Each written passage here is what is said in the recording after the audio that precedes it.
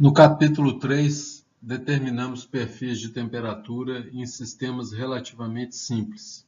Em todos os casos, foi considerado estado estacionário, a transferência de calor ocorria apenas em uma direção e os valores de propriedades físicas, especificamente a condutividade térmica, foi considerada constante. Neste capítulo, vamos generalizar um pouco mais a nossa abordagem, o que vai nos permitir tratar problemas ainda em estado estacionário, mas agora considerando geometrias em que a transferência de calor ocorre em 2 e 3 dimensões e desenvolver uma metodologia que vai nos permitir também abordar problemas onde a propriedade, a condutividade térmica varia com a temperatura. Então, os objetivos desse capítulo serão os de determinar perfis de temperaturas em condições estacionárias bi- e tridimensionais, apresentar os fundamentos dos métodos numéricos para a determinação desses perfis e aplicar esse método numérico na solução de um problema bidimensional para o qual exista uma solução analítica que vai nos permitir, então, estabelecer a comparação dos resultados do método numérico e do método analítico. É importante salientar que os métodos numéricos eles são bem mais gerais e permitem obter soluções que podem contemplar mais variações do que aquelas que a gente consegue abordar utilizando o tratamento analítico. A título de exemplo, vamos considerar um caso de condução de calor bidimensional em regime estacionário, sem geração de calor e com condutividade térmica constante. A situação mais simples que pode ser imaginada num caso como esse é o que é representado aqui nesta figura. Neste caso, a transferência de calor vai ser considerada como ocorrendo nas direções x e y, e as condições de contorno que estão sendo aplicadas aqui nessa geometria são as do tipo A, onde nas três superfícies, as duas horizontais, as duas verticais na esquerda e na direita, e a horizontal da base estão a temperatura T1, e a superfície horizontal superior a uma temperatura constante T2. A largura da peça é L e a sua altura W. A origem do sistema de coordenadas foi colocada no vértice inferior esquerdo do domínio sendo analisado. As considerações que foram formuladas no slide anterior, regime estacionário e transferência de calor bidimensional, sem geração de calor e com condutividade térmica constante, a nossa equação geral de conservação pode ser simplificada com as hipóteses que foram formuladas e obteremos desta forma a equação que governa o processo de transferência de calor neste caso. Foi eliminado o termo associado à condição de calor na direção Z, o termo de geração de calor e o termo de acúmulo, pois estamos considerando um caso de regime estacionário. A equação diferencial, então, fica expressa dessa forma, com a consideração final de condutividade térmica constante. Em ambas as derivadas, a condutividade térmica pode ser passada para o exterior das derivadas, e aí obtemos a equação final que vai reger o processo de transferência de calor. d2t dx2 mais d2t dy2 igual a zero. É comum, nestes casos, definir uma temperatura dimensional θ expressa por essa relação que é apresentada aqui, onde T é a temperatura numa dada posição XY, T1 seriam os valores de temperatura nas duas superfícies verticais e na base, e T2 a temperatura na superfície horizontal superior. Com essa definição de θ, nós constatamos que o seu valor vai variar necessariamente entre 0 e 1. Como a diferencial de θ em relação a T é uma igualdade dividido por T2 menos T1, nós podemos reescrever a equação de condução de calor em termos da variável θ e obtemos d2θ dx2 mais d2θ dy2 igual a zero. Expressando as condições de contorno em termos da temperatura dimensional, temos que nas posições x igual a zero e x igual a L, que correspondem às duas superfícies verticais, o valor de θ vai ser igual a zero, uma vez que a temperatura é igual a T1, em y igual a zero na base horizontal, θ igual a zero, a temperatura lá também é igual a T1, e na superfície horizontal superior, y igual a W, a temperatura é T2, consequentemente o valor de θ é igual a 1. Para as condições de contorno que foram estabelecidas anteriormente, com as considerações que foram formuladas, a equação diferencial tem uma solução analítica que é expressa aqui nesta equação, onde vemos que o resultado vai ser um somatório infinito de parcelas, onde o argumento aqui do somatório é esse índice n, que vai ter que variar de 1 até infinito. Então, através desse somatório, é possível determinar os valores de temperatura em determinados valores de posições x e y. Observamos que isso aqui, por se tratar de uma solução analítica, é uma solução contínua. Para quaisquer conjunto de valores x e y, nós temos condições de determinar os valores da temperatura naquele ponto. Um aspecto interessante desse somatório é que, usualmente, essa série ela converge, uma vez que os termos de maior ordem eles vão apresentar contribuições cada vez menos significativas, e aí podemos truncar essa série com um número finito de termos e obtermos o valor de temperatura com uma dada precisão. É óbvio que essa solução analítica ela tem uma série de limitações, uma vez que ela foi obtida considerando propriedades físicas constantes, as condições de contorno do tipo mais simples, que é o tipo A, e a geometria também que foi analisada é uma geometria extremamente simples, representada através de um retângulo. Foi construído, então, um programa de computador que, a partir dos dados de y, de L, de W e de x, permite estimar, então, os valores desses somatórios e calcular as temperaturas em diferentes posições ao longo do domínio de análise. Este programa gerou uma distribuição de temperatura para diferentes valores de x e y no interior do domínio, e esses valores foram alimentados em um software de construção de gráficos, no caso aqui o TecPlot, onde foram plotadas então diferentes isotermas. Nesse caso foi considerado valores de L e de W iguais a 1 metro, e aqui o que a gente verifica é uma visão do domínio, que neste caso é um domínio quadrado, e essas linhas que estão representadas aqui correspondem a um total de 16 isotermas com variações de temperatura dimensional entre 0 e 1 com espaçamentos iguais. O que se verifica é que essas linhas isotérmicas elas apresentam um comportamento quadrático com variação ao longo da direção x e com variação também ao longo da direção y. Em situações mais realistas de engenharia, é comum termos que lidar com propriedades físicas variáveis para a temperatura, com condições de contorno que envolvam os mecanismos de convecção e radiação e com geometrias mais complexas. Dessa forma, as soluções analíticas elas ficam raras, muitas vezes elas são inexistentes, o que cria a necessidade de desenvolvermos uma alternativa que nos permita trabalhar com essas situações mais comuns e mais complexas para as quais as soluções analíticas são inexistentes. O que faremos, então, no restante deste capítulo é a apresentação de uma metodologia numérica que nos permite desenvolver este cálculo dos perfis de temperatura em situações mais elaboradas. A limitação que ainda persistirá neste capítulo e que só será removida no capítulo 5 é de que ainda consideraremos apenas situações de transferência de calor em regime estacionário. Uma alternativa às soluções numéricas, às soluções analíticas das equações diferenciais é o desenvolvimento de soluções numéricas. Há várias técnicas numéricas para fazer essa abordagem. Apresentaremos aqui uma dessas técnicas que é denominada técnica de volumes finitos. Esse nome finito ele costuma aparecer em todas as técnicas numéricas, porque diferente das soluções analíticas, que são soluções contínuas, as soluções numéricas elas são sempre discretas, o que significa dizer que vamos calcular as temperaturas num número finito de pontos no interior do domínio.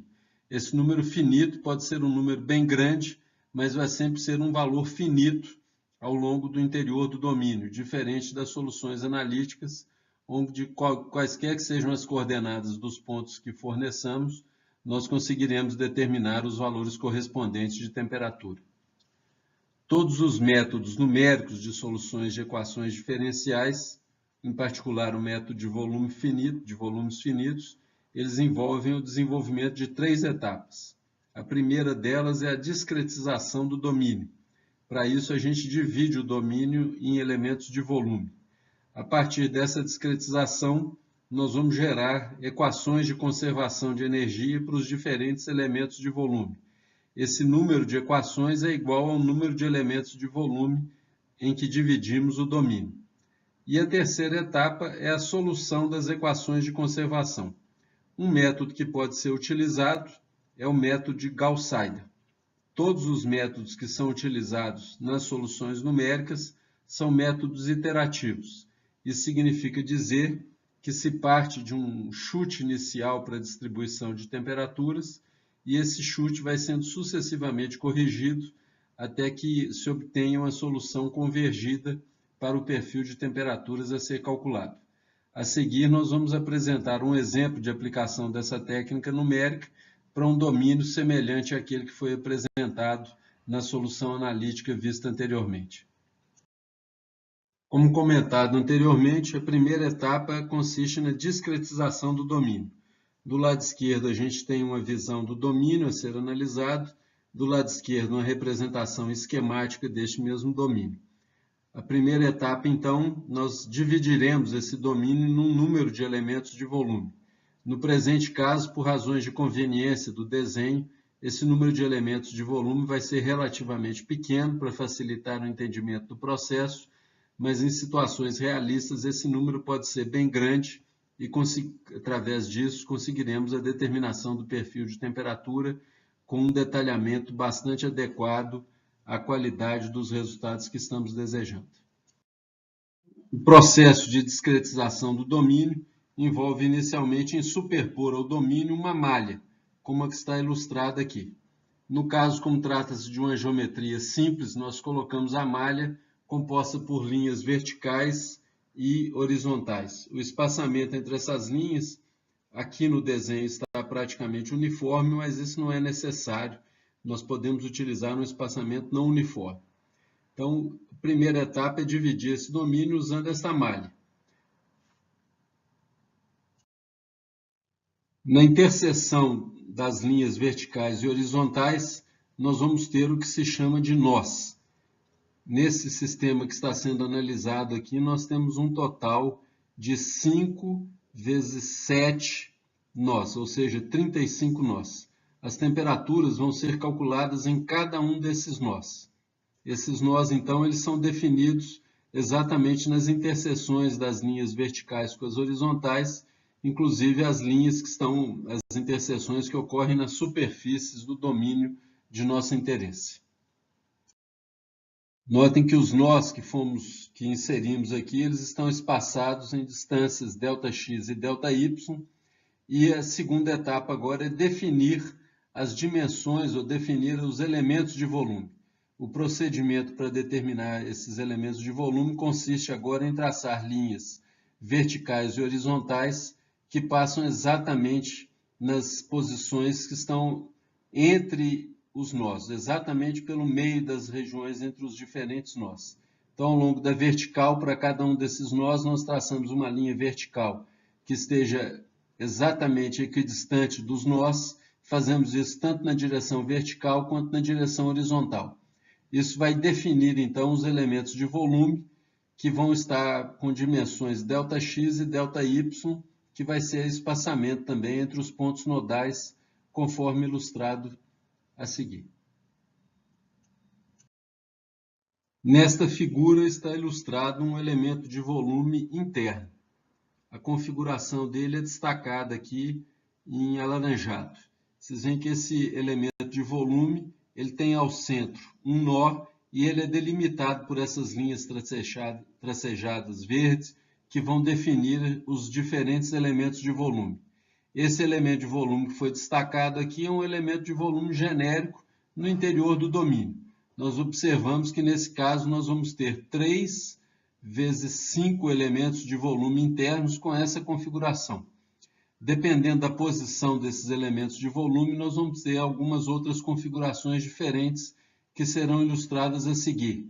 Elementos de volume superficiais e elementos de volume de quina.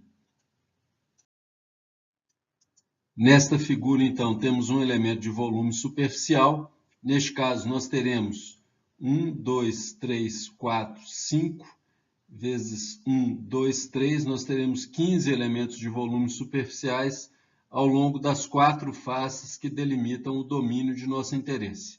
Novamente, nós temos sempre um nó no interior do elemento de volume e o seu volume está representado aqui por essa área que está achurada. Lembre que estamos tratando de um problema bidimensional.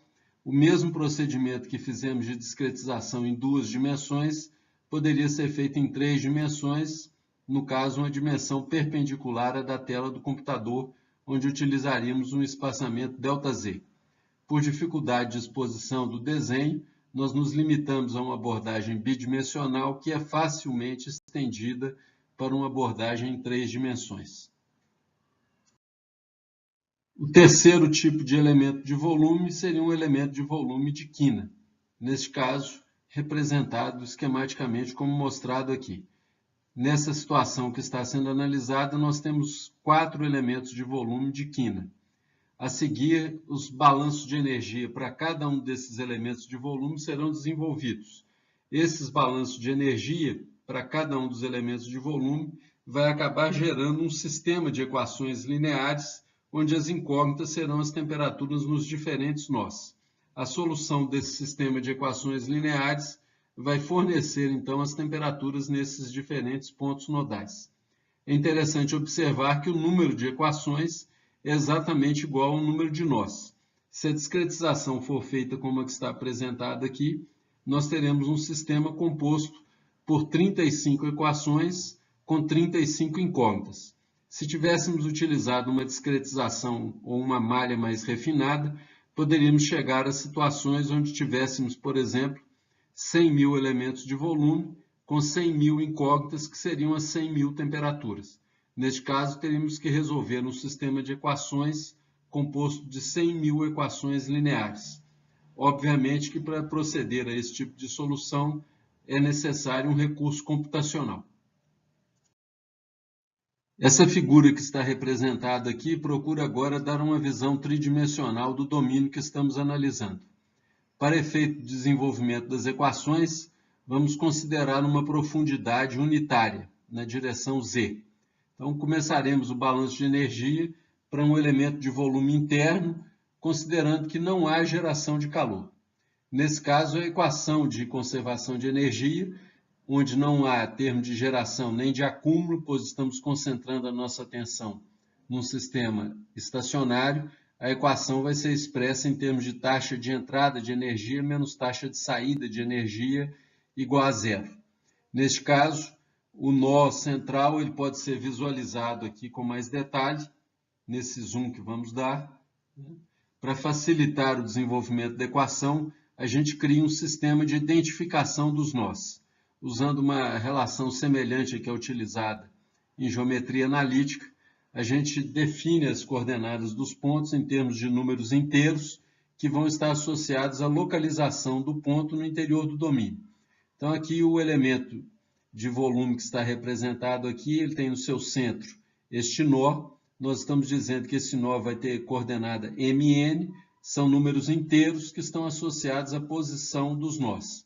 Uma analogia que poderia ser feita é a que é utilizada, por exemplo, para designar salas no interior de um prédio. Usualmente se usa o primeiro número para designar o andar em que a sala está colocada, localizada, e o segundo índice seria a numeração da sala. Então aqui a gente usa 2 índices, um para designar a posição ao longo da vertical e o outro índice para designar a posição ao longo da direção horizontal. Então nós temos esse nó genérico numa coordenada mn, o nó vizinho ou elemento de volume à esquerda, posição m-1n, o elemento de volume abaixo, coordenada m, n-1, elemento de volume à direita, m mais 1, n, e o elemento de volume acima, mn mais 1. O que vamos estabelecer aqui, então, é uma equação de conservação de energia para esse elemento de volume, considerando que ele vai trocar energia por condução com os seus 4 vizinhos imediatos. A primeira questão que surge é determinarmos expressão para o fluxo de calor. Vimos anteriormente, através da equação de Fourier, que o fluxo de calor, tanto na direção x quanto na direção y, pode ser expresso através do produto de menos k dt dx ou menos k dt dy. O que precisamos agora é de obter expressões para as derivadas parciais de temperatura em relação a x e temperatura em relação a y. A suposição que será feita é de que entre dois nós adjacentes a variação de temperatura é linear. Se a variação de temperatura é linear, nós podemos fazer uma aproximação da derivada utilizando a variação de temperatura entre dois pontos nodais vizinhos e dividindo essa variação de temperatura pela distância que separa esses dois nós. Novamente, temos que ser coerentes com a orientação do eixo e na hora de formularmos as diferenças de temperaturas e as diferenças de posições, temos que equacioná-la de forma coerente com o que foi escolhido por orientação dos eixos. Então, o valor de menos k dt dx, por exemplo, entre esses dois elementos nodais, entre esses dois nós, pode ser expressa por menos k, temperatura na posição mn, menos a temperatura em m menos 1n, dividido pela distância que separa esses dois nós, que nesse caso vai ser a distância ΔX. Se incorporarmos o menos aqui na equação, simplesmente poderemos inverter a ordem aqui das temperaturas e dizer que o valor de menos k dt dx, que representaria o fluxo de calor através dessa área aqui, seria determinado pelo produto de K, diferença de temperatura Tm menos 1n menos Tmn, dividido pela distância que separa os nós ΔX. Por uma abordagem semelhante, podemos calcular o fluxo de calor entre esses dois nós, que seria o fluxo de calor exatamente nessa interface que separa os dois elementos de volume. Nota que agora as temperaturas vão ser as temperaturas Tm, n-1 e Tm e n, e a distância que separa os dois nós, ΔX. Nós podemos escrever expressões análogas para todas as 4 faces, combinar essas expressões e gerar uma equação representando o princípio de conservação de energia para esse elemento de volume. Isso é o que será feito no slide seguinte. Temos aqui agora uma visão do elemento de volume que estamos analisando, e aí o que faremos agora é estimar as taxas de entrada e de saída de calor através desse elemento de volume, lembrando que ele tem uma terceira dimensão que está perpendicular à tela do computador e consideraremos como tendo uma dimensão unitária nessa direção. Então, os pontos ou as faces onde consideraremos as taxas de entrada e saída são escolhidas em função de coerência com a orientação do eixo. Então, teremos uma entrada por essa face e uma entrada por essa face, que essas são as direções de crescimento dos eixos x e y, saída por essa face vertical e saída por essa face superior horizontal. Para cada uma delas, utilizaremos as equações de Fourier nas formas que foram derivadas no slide anterior, bastando pegar as expressões de fluxo e multiplicá-las pelas áreas perpendiculares à direção de transferência de calor. Então, na primeira face, indicada aqui por essa seta azul, nós podemos calcular a taxa de entrada através dessa face como sendo essa área. Essa área aqui tem comprimento ΔY e a direção ortogonal à tela unitária, e multiplicar exatamente pela equação vista no slide anterior, Tm menos 1n menos Tmn dividido por ΔX. Então, essa seria a parcela de entrada de energia através dessa face. Poderemos somar a essa entrada de energia a quantidade de energia que está entrando por essa face inferior, designada aqui por essa seta. Sugiro que vocês pausem o vídeo agora e procurem vocês mesmos derivarem a equação que deverá ser somada a essa parcela para o cálculo da taxa de entrada de energia por essa face inferior. Se vocês fizeram essa avaliação, vocês devem ter gerado uma equação semelhante a essa que vai aparecer aqui agora. ΔX vezes 1 é a área dessa face, multiplicado pela condutividade térmica, Tm n menos 1 menos Tmn, dividido por ΔY. Vocês notem que, por razão de conveniência, para não congestionar demais os slides, os valores de condutividade térmica que estão sendo usados aqui são designados todos eles pela letra K, mas poderíamos ter valores diferentes para cada uma dessas interfaces, no caso da condutividade térmica do material variar com a temperatura.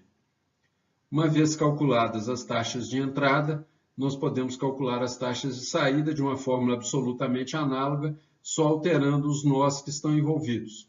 A saída ao longo dessa face vertical da direita seria dada pelo produto de ΔY vezes 1 K TMN menos TM mais 1N dividido por ΔX, e a parcela de saída pela superfície superior seria ΔX vezes 1 multiplicado por K multiplicado por TMN menos TMN mais 1.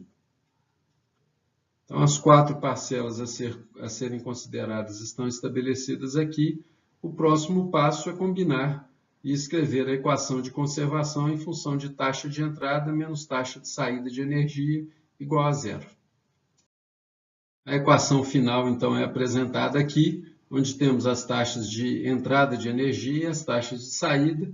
Para facilitar a identificação e a visualização da equação final, foi feita uma versão final aqui, considerando um espaçamento uniforme da malha, ΔX igual a ΔY e K uniforme. Para esse caso, essa equação aqui se simplifica nessa versão que está aqui embaixo. Nós temos as temperaturas dos 4 nós vizinhos, menos a temperatura no nó central. Para esse elemento de volume aqui foi estabelecido o balanço de energia, e essa soma menos 4 vezes a temperatura no nó central é igual a zero. Observem que, alterando os índices MN, essa equação seria representativa dos balanços de energia para todos os elementos de volume que estão no interior do domínio.